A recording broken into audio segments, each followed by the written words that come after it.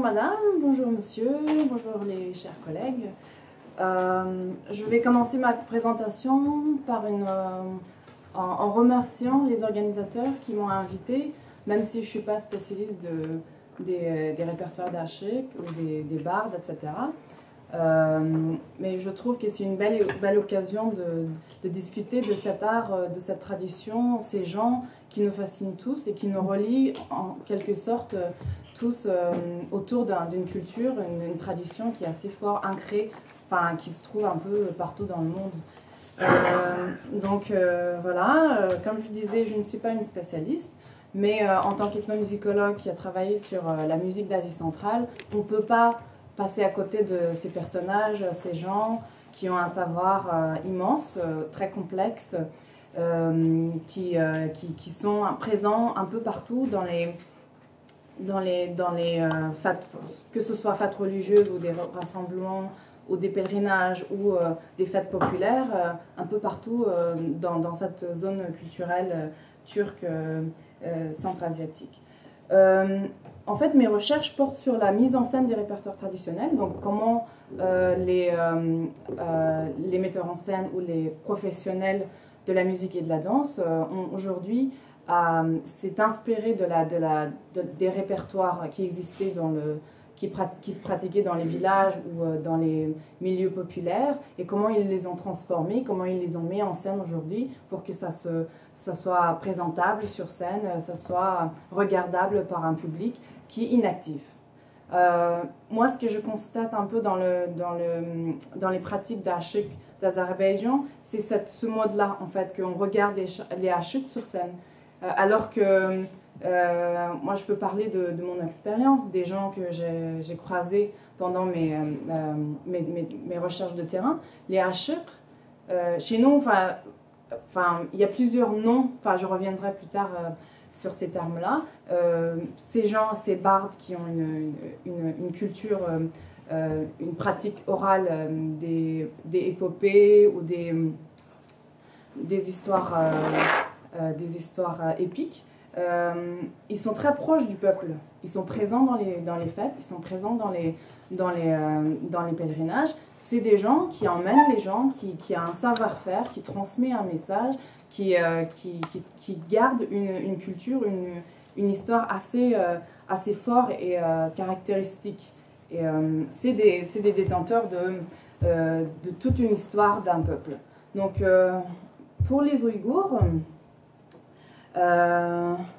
voilà, on partage cette tradition des bardes, des musiciens errants, des Achik. Donc on a plusieurs noms, c'est pas que seulement Achik, mais on a plusieurs noms, plusieurs spécificités de ces gens.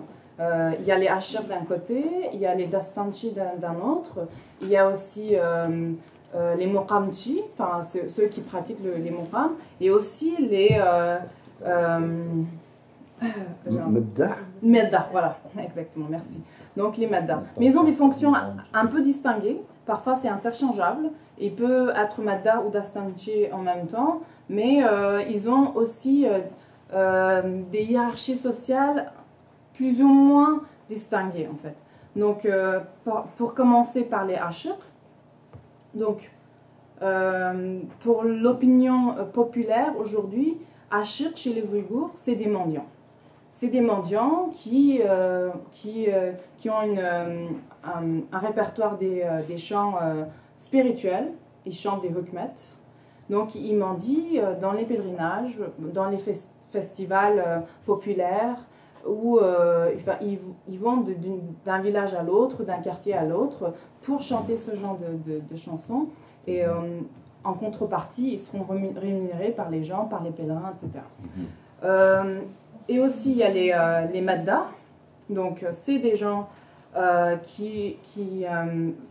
c'est des conteurs qui ont un savoir des contes spirituels, plutôt.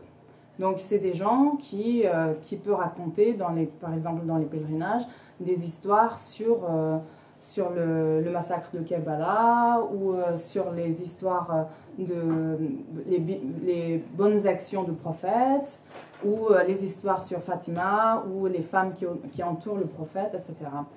Et puis ensuite il y a les Dastanchi. C'est des gens qui ont un savoir sur les dastan, enfin sur les épopées lyriques ou traditionnelles. Donc voilà, on reconnaît cette fonction des détenteurs des œuvres lyriques qui racontent, par exemple, des dastans de Rayl Sanem, de Layl Majnoun, etc. dans les lieux. Et aussi, bien sûr, il y a les Muqamti, donc ceux qui, enfin, c'est vraiment, je vais dire, dans les hiérarchies, les musiciens les plus accomplis, les savants qui possèdent cet art de muqam chez nous, qui consiste à des suites musicaux. Il y en a 12, chaque muqam dure 2 heures, avec une répertoire de poésie très large, composé des poèmes du 14-15e siècle, des grands poètes soufis de l'époque médiévale.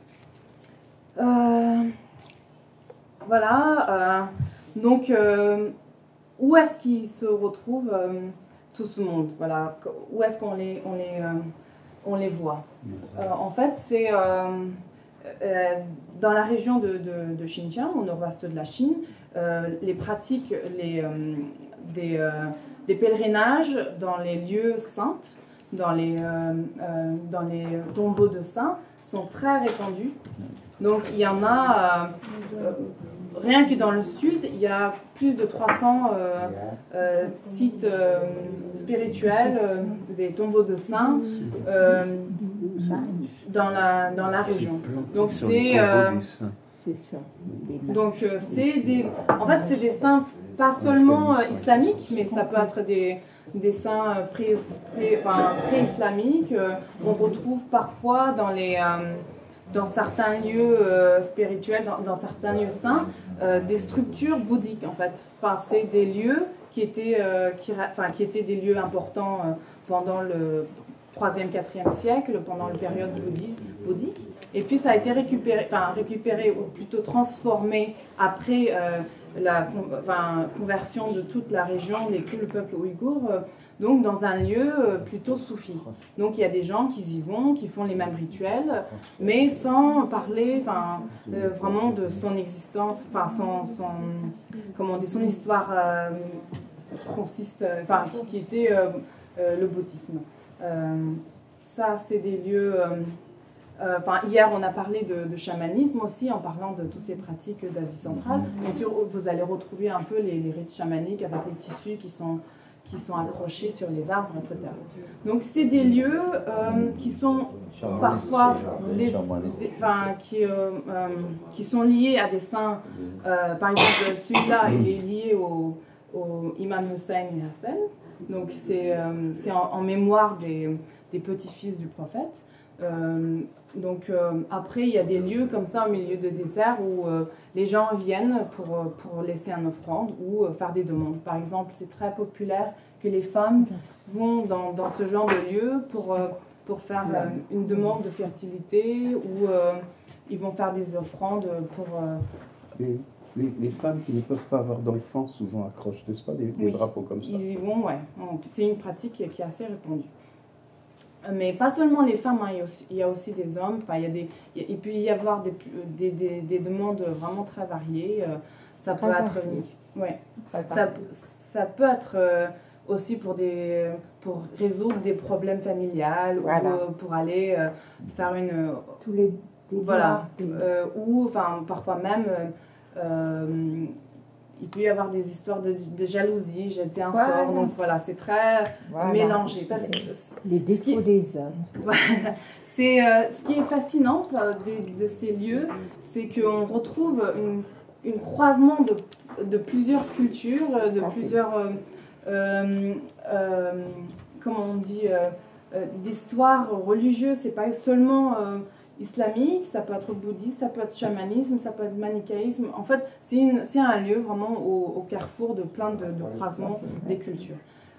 Voilà, c'est ce genre de lieu où ils accueillent. Bien sûr que dans ces photos-là, il n'y a pas des gens parce que c'est le choix du photographe. Ah. Donc je vais vous donner le site de photographe. C'était dans le désert. Oui, c'est dans bien sûr, c'est dans le désert. Oui. Donc c'est elle qui a travaillé pendant 10 ans dans ces mausolées, dans des mazars. Elle a fait des milliers de photos de tous ces lieux magnifiques, mais elle a voulu épargner les gens. Elle ne voulait pas mettre les gens dans les photos, mais bien sûr, il faut imaginer que pendant les festivités de pèlerinage, c'est noir du monde, il y a plein de gens qui se retrouvent dans ces lieux-là. Et dans ces moments-là, on voit les dastan, on y retrouve les dastanji, les maddahs, les hachers. Tout le monde s'y réunit pour accueillir un public assez varié qui viennent écouter des chants spirituels, de s'imprégner, de se nourrir de toute cette spiritualité de lieu et de ces maîtres de musique et de chants, bien sûr. Voilà. J'ai aussi... Je vais vous montrer... Pour parler des hachir, voilà, je vous avais dit que c'était des mendiants, ils chantent.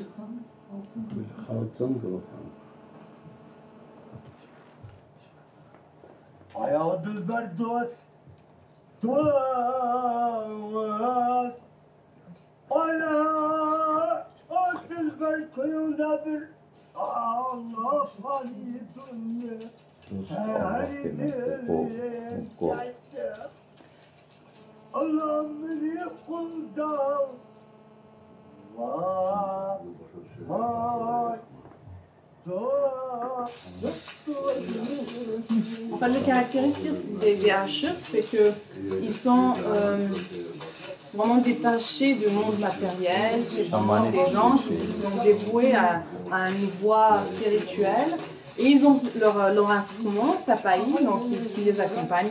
C'est leur instrument à eux. Il y a des femmes aussi, bien sûr.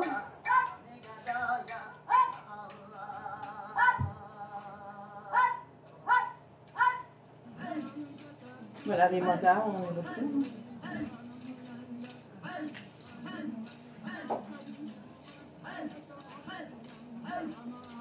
Yo, madame, yo.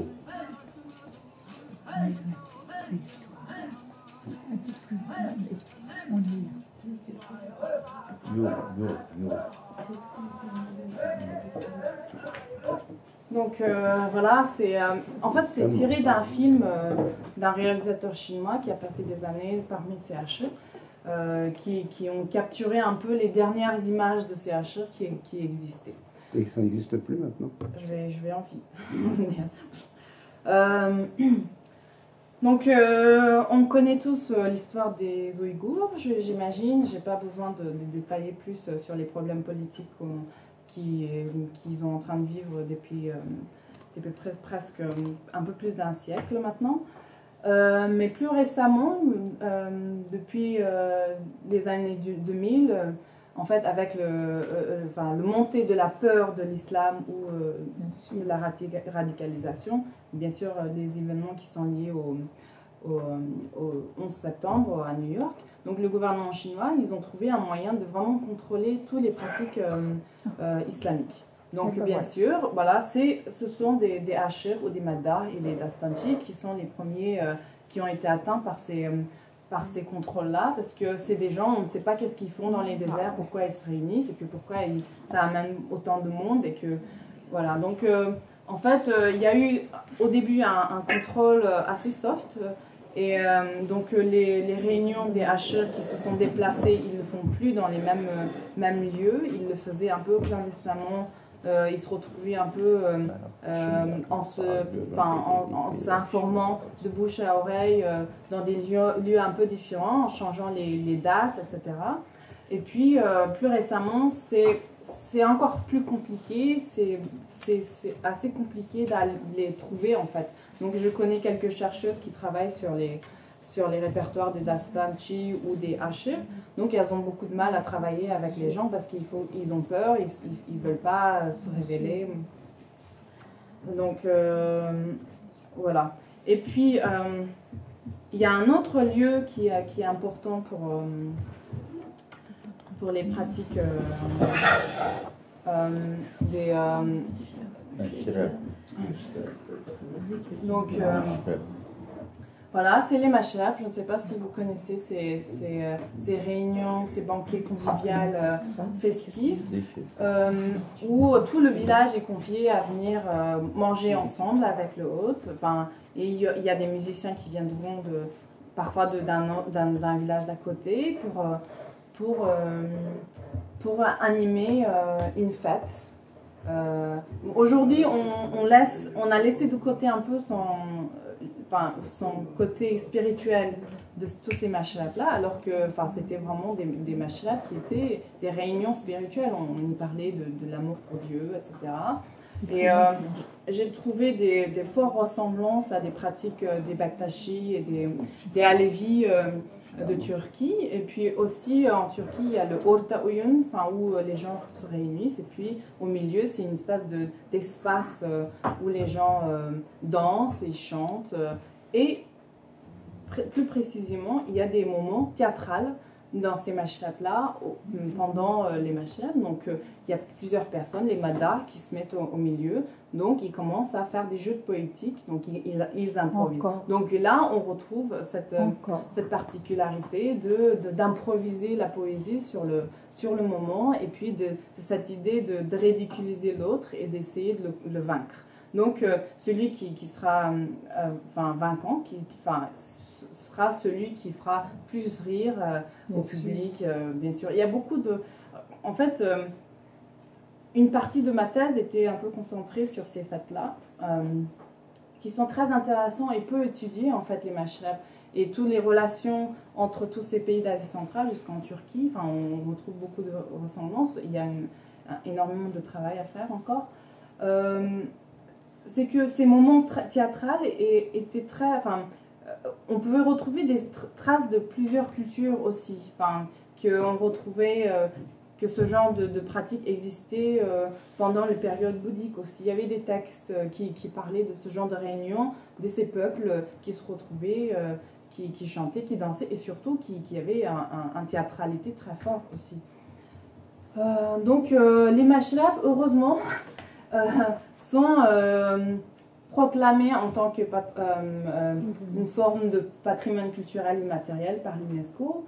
Donc les gens, ils ont un peu plus de possibilités, de liberté de faire des mashrabs aujourd'hui, même si c'est surveillé, même si c'est encadré, etc. Donc ça, c'est des moments un peu théâtrales au milieu. Il y a des madars vraiment qui racontent des histoires au milieu, qui animent les mashrabs. Donc, voilà, je dirais heureusement, dans ces fêtes-là, on peut encore voir des madars ou des dastanchi qui gardent cette tradition de bardes, des musiciens errants, des gens qui ont un savoir-faire de la narration. C'est très controversé. Je dirais, cet art de la narration était un sujet de controverse depuis toute son existence. Et surtout, dans les années 30, avec l'arrivée du réformisme, avec les djihadistes, donc qui sont arrivés, qui ont été formés en Turquie ou en Azerbaïdjan ou ailleurs, qui sont arrivés avec une idée de réformer la vieille culture, la tradition des anciens, etc. Qu'est-ce qu'ils ont fait, les réformistes, les djihadistes? Ils ont pris les dastan, qui étaient une tradition très forte à l'époque. Par exemple, vous allez connaître le Rerib Sanem, qui était un des dastan emblématiques qui ont été utilisés par les réformistes, qui l'ont mis en scène pour réveiller la jeune génération, pour moderniser la culture, etc. Donc, c'est des formes théâtrales qui ont été importées par les réformistes. Donc, je pense que, je n'ai pas trouvé encore, mais vous allez me dire, je pense qu'il y a eu beaucoup d'échanges entre l'Azerbaïdjan et tous tous ces pays d'Asie centrale. Il y avait des gens qui voyageaient, etc. Donc, voilà, ces genres de grands théâtres, l'opéra, etc., étaient amenés par les gens qui ont été éduqués. Et moi, je trouvais un autre théâtre qui était très fort et qui était vraiment référentiel pour les acteurs, pour les metteurs en scène, c'était Ashin Malalan, qui était un des théâtres qui est très populaire, importé par les réformistes, joué jusqu'aux années 60-70.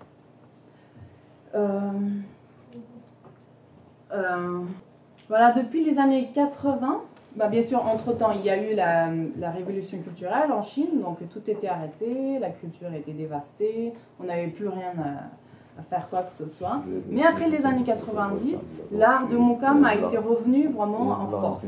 Donc il y a des institutions qui ont été créées pour canoniser les Mukam, qui est une forme aussi de la culture narrative qui était gardée par les Ashir, par les Dastanji, etc.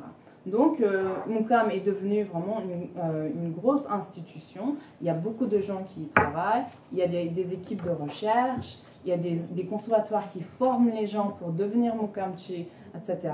Il y a des immenses mises en scène qui ont été créées depuis les années 80. Et aujourd'hui, de plus en plus, on fait des énormes spectacles sur des scènes où il y a 100 musiciens avec 100 chanteurs, avec 100 danseurs, enfin c'est vraiment des énormes spectacles, mais on a perdu ce lien avec les mots, avec les paroles, avec la poésie. On ne comprend plus rien de ce qui se passe, bien sûr.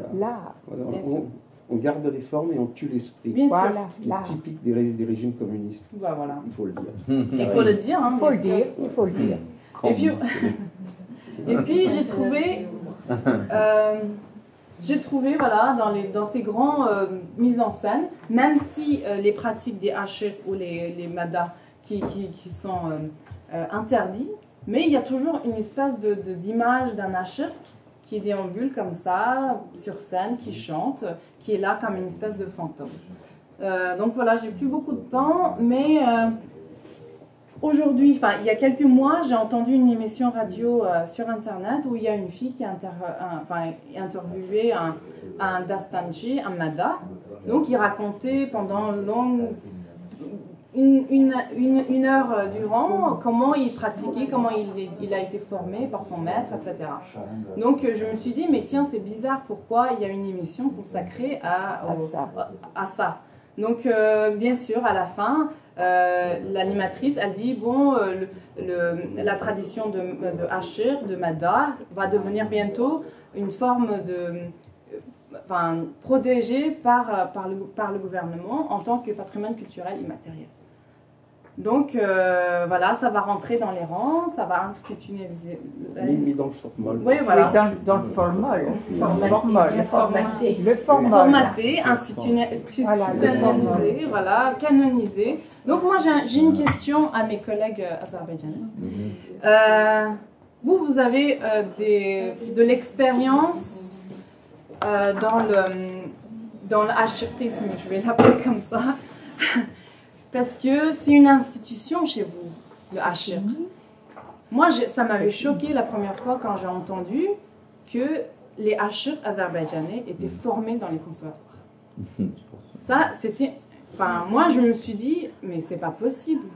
Comment on peut former les Ashir? C'est pas possible, c'est pas un truc enseigné dans les conservatoires.